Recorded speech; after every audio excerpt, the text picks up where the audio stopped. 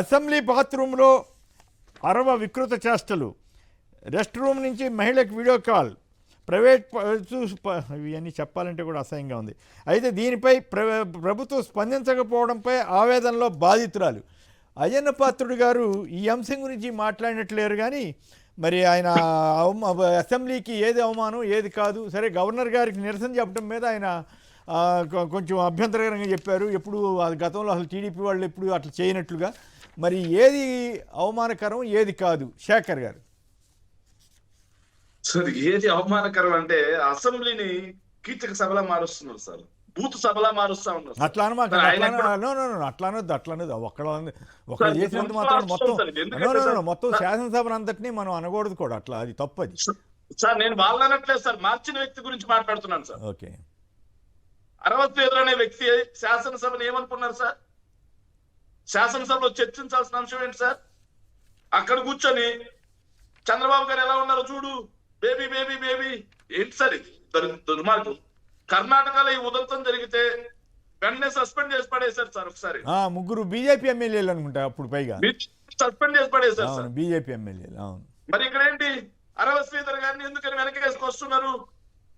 పైగా బాధితురాలు ఇంత ఓపెన్ గా చెప్పినప్పుడు స్పీకర్ గారైనా రియాక్ట్ అయి ఉండాల్సింది, లేదు పవన్ కళ్యాణ్ గారు రియాక్ట్ అయి ఉండాల్సింది, మరి చంద్రబాబు గారు మరి రియాక్ట్ అవ్వాలి. వాళ్ళు ఎవరు మాట్లాడట్లేదు. మరి ఆ బాధితురాలు గోడు ఎవరు వింటారో తెలియదు సార్. సామాన్య ప్రజల్లో ఏ ఒక్కరి మీదైనా ఒక బాధితురాలు వచ్చి కంప్లైంట్ చేస్తే ఎన్ని రోజులు ఉపేక్షిస్తారా? అయ్యో బాబు, అక్కడ కూర్చున్నటువంటి రామ్నాథ్ గారు కానీ మేము కానీ ఎవరి మీద ఇలాంటి ఆరోపణలు వస్తే ఎవరినైనా వదులుతారా? ఒక్క రోజులో తీసుకెళ్లి లోపలేస్తారు sir. Right. Entire yellow media మొత్తం దాడి చేస్తుంది.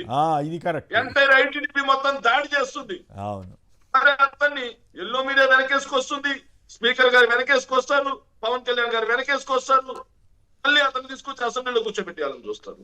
ఎందుకని అంటే సామాన్యులకో న్యాయం, కూటమి పార్టీలో ఎమ్మెల్యేలకో న్యాయమా? నేరుగా మహిళ వచ్చి అన్ని ఆధారాలతో బయట పెడుతూ ఉంటే ఇంకా విచారణ కమిటీ అని చెప్పేసి కాలయాపన చేస్తున్నారంటే ఏం చేద్దామని? విచారణ కమిటీలో ఏం జరగబోతుందో తెలుసా సార్? హనీ ట్రాప్, అరవ శ్రీధర్ అమాయకుడు, అరవ శ్రీధర్కి ఏం సంబంధం లేదు, అరవ శ్రీధర్ని ప్రలోభ పెట్టారు. మొన్నగా ఒక మహిళా ఎమ్మెల్యే గారు ఒక మాట అన్నారు, నా మీద చేతబడి చేశారన్నది. ఈయన నా మీద వశీకరణ చేశారని చెప్పేసి తెలియజేసి ఈ గొడవ ఏందో అర్థం కావట్లేదు. ఆవిడెవరో అనంతపురం జిల్లా ఇంటికి వచ్చి నిమ్మకాయలు ఇచ్చారంట. ఏందో గొడవ, ఆవిడ చేతబడి చేశారన్నారు సార్. ఈయన మాత్రం ఈయనకు వశీకరణ చేశారు. ఆయనకి పాపం ఆయన తప్పేం లేదు, ఆయన అమాయకుడు, చాలా మంచోడు. ఆవిడ వశీకరణ విద్య ద్వారా ఆయన లోపర్చుకుంది. ఎందుకంటే ఇంపార్టెంట్ విషయాల్లోకి వెళ్ళాలి, కానీ ఇవి కూడా జనరల్ గా ఆసక్తికరంగా ఉంటాయి కాబట్టి నేను ప్రస్తావించడం జరుగుతూ ఉంది. రామ్నాథ్ గారు చెప్పండి, స్పీకర్ గారేమో అబ్బో సభ బాని బాధపడుతున్నారు, కానీ మరి పక్కనే అరవ శ్రీధర్ ఇష్యూ ఉండగా ఆ బాధితురాలు ఇట్లా ఓపెన్గా చెబుతూ ఉంటే ఎందుకు రియాక్ట్ కాలేకపోతున్నారు? కొమ్మినేని గారు నిన్న చింతకాయల అయ్యన్న పాత్రుడు గారు చెప్పింది ఏంటంటే, స్టూడెంట్స్ పంపిస్తున్నాము అసెంబ్లీ సమావేశాలు ఎలా జరుగుతాయి చూడడానికి, వాళ్ళు ఇలాంటివన్నీ చూసి వాళ్ళు ఏమనుకోవాలా, మన మీద సభ మీద గౌరవం ఏమైపోతుంది అని మాట్లాడి. ఇక్కడ గమనించాల్సింది ఏంటంటే, మనం 30 ఏళ్ల వెనకలు లేవు. 30 ఏళ్ల క్రితం అయితే తమ ఎమ్మెల్యేలు కేవలం డీడీలో వచ్చే అసెంబ్లీ సమావేశాల్లో మాత్రమే నాయకులు కనిపించేవాళ్ళు. అక్కడ ప్రవర్తన ఎలా ఉందనే దాన్ని బట్టి లెక్క వేసుకునేవాళ్ళు. కానీ ఈ రోజు ప్రతిరోజు వాళ్ళ ప్రజాప్రతినిధులు చూస్తూ ఉన్నారు. అంటే ఇప్పుడు మన చింతకాయల అయ్యన్న పాత్రుడు గారు చెప్తున్నట్లు, నాయకులు సభలో హుందాగా ఉంటే సరిపోతుందా, బయట ఎలా ఉన్నా సరిపోతుందా అనేది ఒకటి. ఎందుకంటే చింతకాయల అయ్యన్న పాత్రుడు గారే ఏం చెప్పారు, జగన్మోహన్ రెడ్డి ఓడిపోయారు, చచ్చిపోలేదు, చచ్చిపోయే వరకు కొట్టాలి అన్నారు. మరి అక్కడికి వచ్చిన స్టూడెంట్స్ సార్ మీరు బయట అలా మాట్లాడారు కదా, లోపల హుందాగా ఉండి బయట అలా మాట్లాడడం కరెక్ట్ ఎలాంటి ఏ సమాధానం చెప్తారు? ఇదే చింతకాయల అయ్యన్న పాత్రుడు గారు ఎమ్మెల్యే హోదాలోనే మహిళా అధికారులను ఉద్దేశించి ఎంత అసభ్యకరంగా పబ్లిక్ గా మాట్లాడారో వీడియోలన్నీ వచ్చాయి. దానికి మరి ప్రశ్నిస్తే ఏం సమాధానం చెప్తారు? సరే, నాయకులు ఇలా హుందాగా ఉండాలని చెప్పడం తప్పు కాదు. మరి చింతకాయల అయ్యన్న పాత్రుడు గారి కుమారుడు చింతకాయల విజయ్ గారే వైసీపీ వాళ్ళతో ఏ టీడీపీ నాయకుడైనా మాట్లాడితే పేగులు తీసి రోడ్డు మీద వేస్తా అంటారు. మరి అక్కడికి వచ్చిన విద్యార్థులు, సార్ మీ అబ్బాయి ఇలా మాట్లాడారు కదా, రాజకీయాల్లో ఎందుకు సార్ ఇంత వైషమ్యం, మీ అబ్బాయికి చెప్పొచ్చు కదా అంటే చింతకాయల అయ్యన్న పాత్రుడు గారు ఏం చెప్తారు?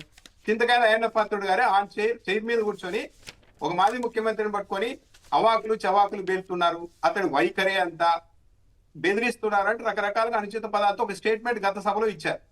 మరి దాన్ని చూసి విద్యార్థులంతా ఏం నేర్చుకొని ఉండాలి? మన అరవ శ్రీధర్ గారు ఏకంగా అసెంబ్లీ వేదిక నుంచే ప్రాంగణం నుంచి లైవ్ పెట్టారు, ఫోన్ మాట్లాడారు మహిళలతో. సార్ మరి అతని మీద ఏం చర్యలు మీరు ఎందుకు తీసుకోలేదంటే ఏం సమాధానం చెప్తారు? ఇప్పటికీ కూడా అతను అసెంబ్లీకి వస్తూ ఉన్నాడు, అన్నింటిలో పాల్గొంటున్నారు. జనసేన సింపుల్ గా మా పార్టీ కార్యక్రమాలకు దూరంగా ఉండమని చెప్పామంటున్నారు. అంటే ఒక వ్యక్తి నన్ను అఘాయిత్యానికి పాల్పడ్డారు, కారులో తీసుకెళ్లి ఇంత ఘోరం చేశాడు, వేధించాడు, నా ఫ్యామిలీని మొత్తం దూరం చేశారని ఒక మహిళ ఇంతగా బయటకు వచ్చి చెప్తున్నా కూడా కనీసం అతడి మీద అరెస్ట్ లాంటిది కూడా లేకుండా అతను దర్జాగా వచ్చి అసెంబ్లీలో కూర్చుంటున్నారంటే ఇది కదా మనకు అవమానం. దీని మీద కదా స్పీకర్ గారు చర్యలు తీసుకోవాల్సింది. ఇప్పుడు పవన్ కళ్యాణ్ గారు, చంద్రబాబు నాయుడు గారు నువ్వు అసెంబ్లీకి రావద్దని ఆఫ్లైన్ లో చెప్పినా కూడా అతను రాడు. అతను వస్తూ ఉన్నాడంటే ఏంటి? నాయకులే కదా హామీ ఇస్తున్నది. పైగా ఆ రోజు జనసేన పార్టీ ఏం స్టేట్మెంట్ ఇచ్చింది? ఇవి వ్యక్తిగత అంశాన్ని పార్టీకి రుద్దే ప్రయత్నాలు జరుగుతున్నాయని చెప్పి తప్పించుకునే ప్రయత్నం చేశారు. కానీ ఒక బాధ్యతాయుతమైన ఎమ్మెల్యే ఈ పని చేసిన తర్వాత ఇంకొకరు చేయాలంటే భయపడేలాగా స్ట్రిక్ట్ గా యాక్షన్ తీసుకోవాలన్న ప్రయత్నాలు కానీ ఆ దిశగా ప్రయత్నాలు కానీ ఎక్కడ జరుగుతున్నాయి? ఎక్కడ జరగడం లేదు. కేవలం అంటే తెలుగుదేశం పార్టీకి ఒక అలవాటు ఉంది సార్, ఫస్ట్ నుండి కూడా వాళ్ళు చేసే పనులన్నింటినీ కూడా అవతల వాళ్ళు చేస్తూ ఉన్నారని తన మీడియా ప్రచార మాధ్యమాల ద్వారా రుద్దుతూ ఉంటారు. ఇక్కడ కూడా అదే జరుగుతుంది. గవర్నర్ ప్రసంగం సందర్భంగా జస్ట్ నిరసన తెలిపారు. నిరసన తెలపడం అన్నది ప్రజాస్వామ్యంలో ఒక మంచి పద్ధతి, విద్యార్థులు అది మంచిగా నేర్చుకుంటారు. గో బ్యాక్ గవర్నర్ అనేవి ఏమీ లేదు వైసీపీ వాళ్ళు. కానీ గతంలో వయసుకు కూడా ప్రాధాన్యత ఇవ్వకుండా, మర్యాద ఇవ్వకుండా గో బ్యాక్ గవర్నర్ అంటూ నినాదాలు చేసింది వీళ్ళు, గవర్నర్ మీద కాగితాలు విసిరింది వీళ్ళు. నరసింహన్ గారు ఏకంగా ప్రసంగిస్తూ ఉంటే రేవంత్ రెడ్డి గారు వెళ్ళి చైర్ మీద పక్కకు లాగేసి అతని గవర్నర్ చేతిలో ఉన్న కాగితాలు తీసుకొని చించి అతని మొహం మీద వేసింది వీళ్ళు. ఆ రోజు మొత్తం టేబుల్ అంతా ఎక్కి తెలుగుదేశం పార్టీ వాళ్ళు రచ్చరచ్చ చేశారు అసెంబ్లీలో. ఇలాంటి జనార్దన్ రెడ్డి గారు కూడా ఉన్నట్టున్నాడు, అప్పుడు టీడీపీ ఎమ్మెల్యేనే కదా ఆయన కూడా. అయ్యావుల కేశవ్ గారు అంతా ఉన్నారు. వీళ్ళంతా ఆ రోజు ఎంత రచ్చ చేశారు. గవర్నర్ ని కొట్టాలని మార్గంలో దారి కాసుకొని ఉన్నారు ఆ రోజు ఎమ్మెల్యేలంతా. దాంతో ఇంకో మార్గంలో వచ్చారు గవర్నర్ గారు.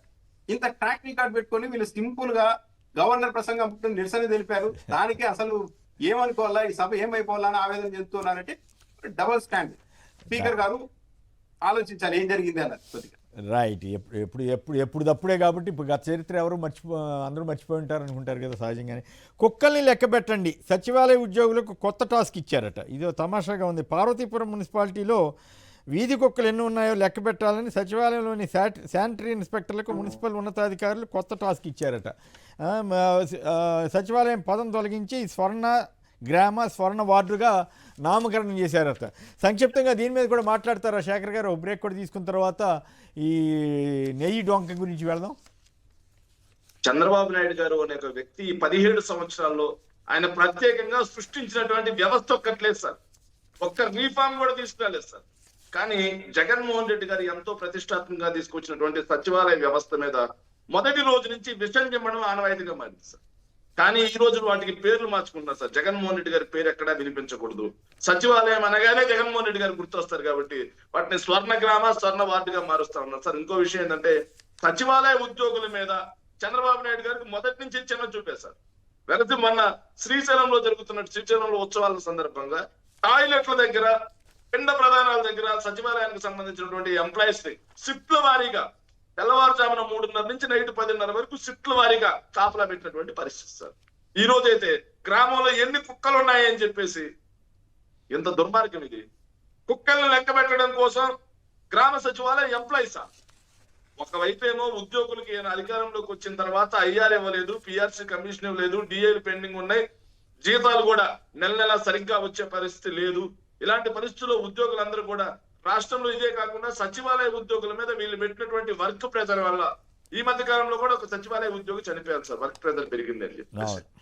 అలాంటి సచివాలయ ఉద్యోగుల్ని మళ్ళీ తీసుకెళ్లి కుక్కలను లెక్క పెట్టడానికి మొబైల్ టాయిలెట్ల దగ్గర కాపలా, పిండ ప్రధానాల దగ్గర కాపలా పెడుతున్నారంటే ఇది నిజంగా సచివాలయ ఉద్యోగుల మీద కక్ష సాధింపు కాదా అని చెప్పి నేను అడుగుతా ఉన్నాను సార్. Right, okay. మీరు కూడా ఏమన్నా మా సంక్షిప్తంగా స్పందిస్తారా రామ్నాథ్ గారు?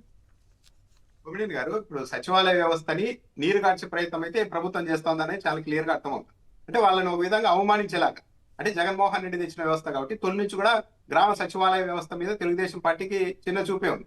దాంతో భాగంగానే టాయిలెట్ల దగ్గర, అంటే ఇప్పుడు ఏంటంటే అప్పట్లో గతంలో చేయకపోయినా సరే ఫలానా ఉద్యోగుల్ని మీరు వైన్ షాపుల దగ్గర పెట్టారంటే రకరకాల ప్రచారం చేశారు. కానీ ఈ రోజు డైరెక్ట్ గా ఆదేశాలు ఇస్తున్నారు ఆన్ పేపర్, మీరు వెళ్ళి ఫలానా చోట టాయిలెట్ల దగ్గర ఉండండి, మీరు వెళ్ళి కుక్కల్ని లెక్కించండి అని. అంటే ఆత్మగౌరవం అన్నది కొంతమంది ఉద్యోగులకే ఉంటుందా, గ్రామ సచివాలయ ఉద్యోగులకు ఉండదా? మరి ఆ విషయాన్ని తెలుగుదేశం పార్టీ ఎందుకు పరిగణలోనికి తీసుకోవడం లేదు? పైగా ఆ పేర్లు మార్చేసుకుంటూ ఉన్నారు. ఎందుకు మార్చేసుకుంటున్నారంటే తుఫాను సమయంలో మొత్తం అధికారికంగా చెప్పేశారు అక్కడున్న అధికారులంతా, మొత్తం ఈ సచివాలయాల వ్యవస్థ కారణంగానే మనం తుఫాన్ను గట్టిగా ఎదుర్కోగలిగామని పదే పదే గ్రామ వార్డు సచివాలయం అనేసరికి చంద్రబాబు నాయుడు గారు ఆ తర్వాతనే వీటి పేర్లు మార్చాలి అని అనుకున్నారు. కాకపోతే పేర్లు మార్చినా ఏం మార్చినా కూడా పబ్లిక్ లోని బాగా వెళ్ళిపోయి ప్రజలు నిత్యం దాన్ని 10 సార్లు చూస్తుంటారు సచివాలయం. కాబట్టి పేర్లు మార్చినంత మాత్రాన ఇవి ఎవరు కట్టారు ఎవరు తెచ్చారు అన్నదైతే పబ్లిక్ మర్చిపోయే అవకాశం లేదు. కానీ చంద్రబాబు నాయుడు గారు ఇలా పేర్లు మార్చడం ద్వారా తన హుందాతనాన్ని తానే పోగొట్టుకుంటూ ఉన్నారు.